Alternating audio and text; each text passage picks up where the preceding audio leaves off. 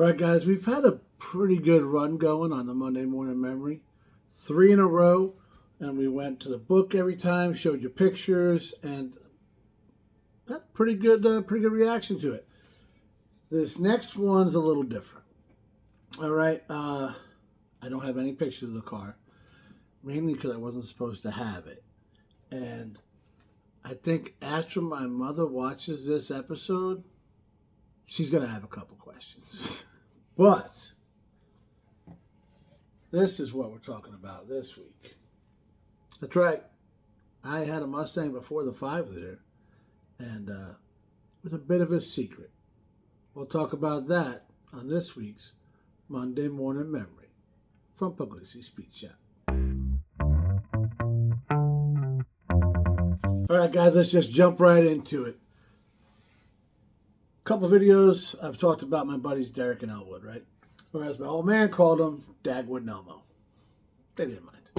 But Derek was a Mustang guy. Elwood always had a truck, still has a truck now. He's a truck driver, like he drives semis.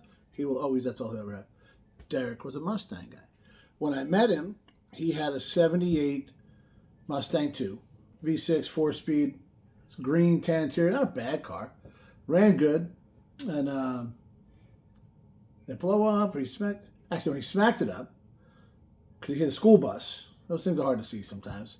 But and then then the motor blew up. Whatever. He's like, I'm done with this thing. And through a chain of events, he ended up with a Ranger, nice, like 91 or whatever, those square body Rangers, 4-wheel drive, V6, extended cab. Bought it from my old man, and then. That's when Elwood had the Z71. And 2 nice trucks they had, right? So, well, here's the problem. We got a Mustang guy without a Mustang. So, Derek's out shopping, and he tells me, yo, I found a 65 Mustang. It was a 289 car with automatic. I think I'm pretty sure it was on. I had the full console.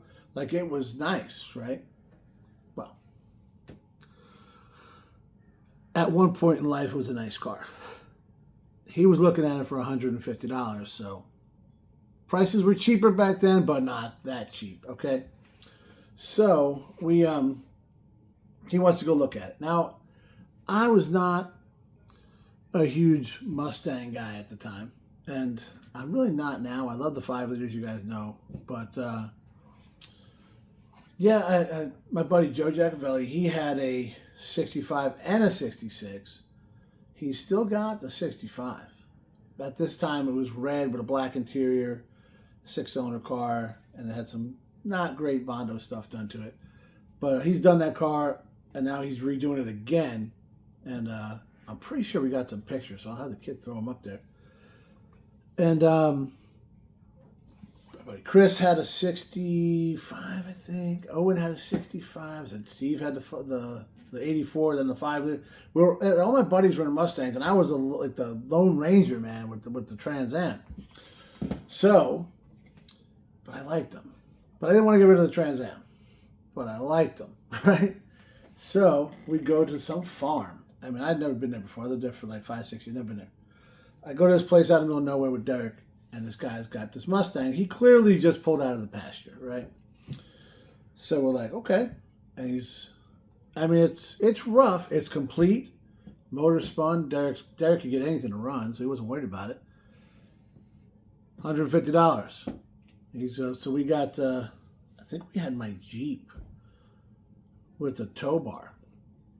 And we're like, let's get after it, So we're about to pull it up. And the guy's like, yeah. I said, man, this is pretty cool, dude. I'm like checking out. He's like, hey, I got another one in the back field. I said, yeah. He's like, now it's not as nice as this one. So I look at this thing, and I'm like, how much worse does it get? Right? So we go look at it. It's back. It's in the field. You could see it was waving at us because the hood was up, right? So the hood's sitting up in the field.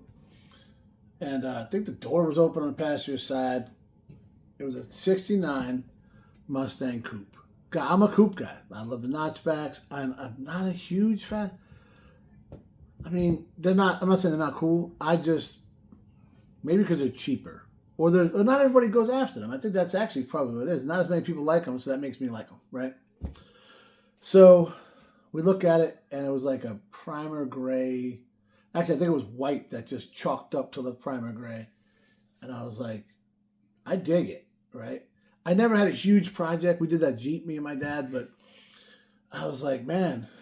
And we did a lot of work on a 50 Plymouth he had 100 years before that. But I was like, man, I want to do this, man. This is like, I'm thinking I'm 17, whatever I was, full of energy, man. Let's get her done. Of course, I didn't have two nickels to rub together, but don't worry about that. So I said, okay, we pull the Mustang, Derek's Mustang. We pull it back to his house. We go to my house, and I tell my father I'm going to buy the 69 Mustang. And he said, the hell are you talking about? I said, the guy wants $25. He's like, oh, I'm sure it's a beautiful car. I said, oh, come on, I'm telling you. So he's like, let's go. We go and look at it. As we're walking up to him, my father looks at me, Charlie, what's the matter with you? I said, Pop, it could be cool. He said, it's a coupe. They were never cool. And I was like, I like the coupe. He's like, if I got a nickel for every time he looked at me and said, Charlie, what's the matter with you? I'd be a millionaire, guys. Right? So I'm like, I like the car. And he's like, let's look at it. So he goes over and he goes to see if the hood will close. I don't know what exactly happened, but he pulled down a little bit and his wedding ring flew off out in the field. And I'm like, oh, man. He's like, he's like, we got to find it. Well, I understand we got to find it. So he didn't get any happier with my decision-making the longer we looked for it, and it took us some time. So me, him, and Derek are in the weeds looking for this ring. We finally find it. And I don't know how long it took, but it felt like the rest of my life, So he's like, all right, puts the ring back on. Let's look at this thing. And the rest of the time he's like this, so it won't come back off. So he grabs the fan and it won't pull. And he had a saying for everything. And he says, this motor's seized up tighter than a frog's ass. At that point in my life, I don't think I ever seen a frog's ass. But I was willing to take his word for it. And I was like, yeah, but I get a junkyard motor for $50. He's like, oh, you're going to change motors? Yeah. It was an inline six. I was like, it's a Mustang. You got to put a V8 in it. Floorboards were gone. There was no passenger seat. I think I might have fell through the floorboard. I'm not 100% sure. He's like, you want a Mustang, sell your Trans Am, buy a decent Mustang. Don't buy this thing. I said, no, it's going to be cool. It's $25. He's like, I don't care if it's free. You're not bringing it to the house. Don't buy it. You're not buying this car. I said, okay. So I didn't buy the car. Then we go home, and I'm like, yeah, you're right, Dad. I shouldn't do it. He's like, if you got money, you got to burn. Put it into your Trans Am. Do this, do this. I said, yeah, you're right. So next day, me and Derek go back out to this guy's field, farm, whatever it was, and I slid him $25, and we drug that thing back to Derek's. I couldn't keep it there because my parents lived right by there, but his brother had a joint, and we kept it. It was a whole thing, guys. This thing moved around, and I was going to do all this work to it and everything else. We messed with it. We actually did. It was never as cool as I wanted it to be, but we put I think it was a 302 out of a who knows what that we got for pennies at the junkyard. I guess it was a 3-speed or 4-speed or. I didn't have this thing very long, guys, because I was hiding this thing the whole time. Right? But street signs for floorboards, and we got it going, and primed it black, put some, American Racing chrome mags or whatever it was.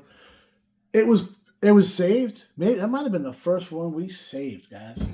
And I immediately sold it because I was nervous the whole time I was going to find out. And at the end of the day, I don't really think I made any money on it.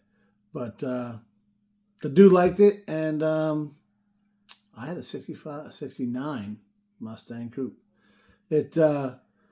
I'm sure that thing is crushed at this point in the game because it was haggard, put together in 1993, 94, whatever that was. So, I'm sure it's gone. But, yeah, so he told me not to do it. I still did it. There was a theme there as well, guys. So,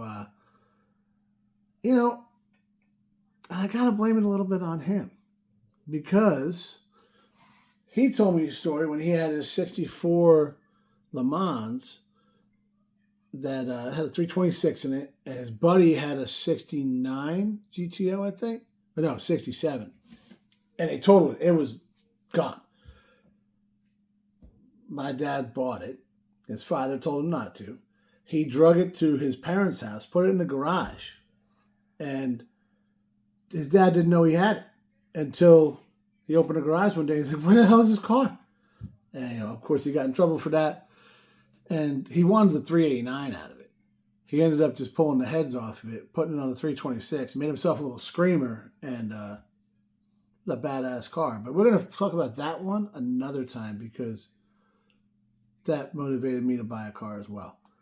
So hopefully you liked the 69 Ford Mustang story. I'm sure my phone's going to go off here in a minute that my mom wants to know when the hell I did this. But sorry, Mom. Statute of limitations is over. Thanks for watching, guys.